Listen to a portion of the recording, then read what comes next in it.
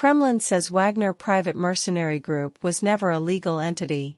The Kremlin has said that the Wagner private mercenary group, which led a failed insurrection against Russian President Vladimir Putin last month, was never a legal entity and its legal status needs further consideration. Such a legal entity as PMC Wagner does not exist and never existed. This is a legal issue that needs to be explored, Kremlin spokesperson Dmitry Peskov said on Friday. Peskov refused to disclose any further details on the meeting between Wagner head Yevgeny Prigozhin and Putin, which reportedly took place several days after the aborted rebellion, in late June. Separately, Peskov also refused to comment on Russian General Ivan Popov, who said this week that he was suddenly fired after accusing Moscow's defense ministry leadership of betraying its soldiers by providing insufficient support.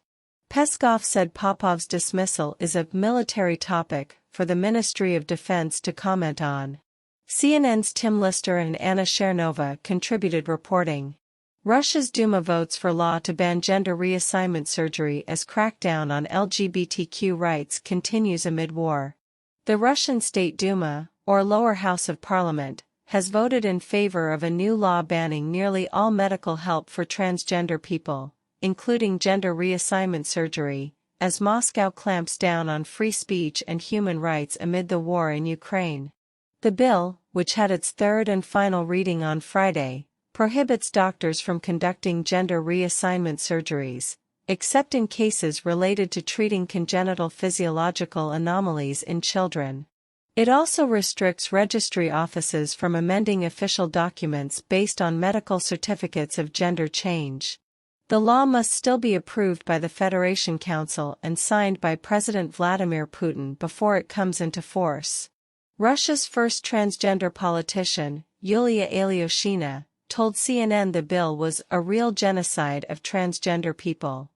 Kremlin spokesperson Dmitry Peskov said that criticism over the new law was excessive, adding, "All these appeals were worked out by experts in the Duma, and these questions were answered."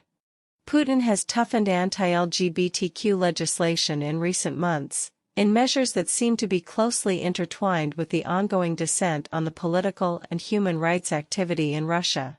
Notably, on the eve of the final reading, Russia's Federal Security Service, FSB, announced it had detained a transgender activist on suspicion of treason.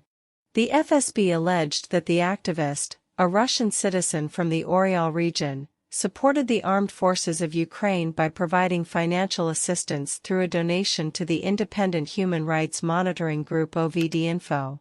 The Russian state labeled OVD-Info a foreign agent in 2021 under a law that critics say suppresses dissent.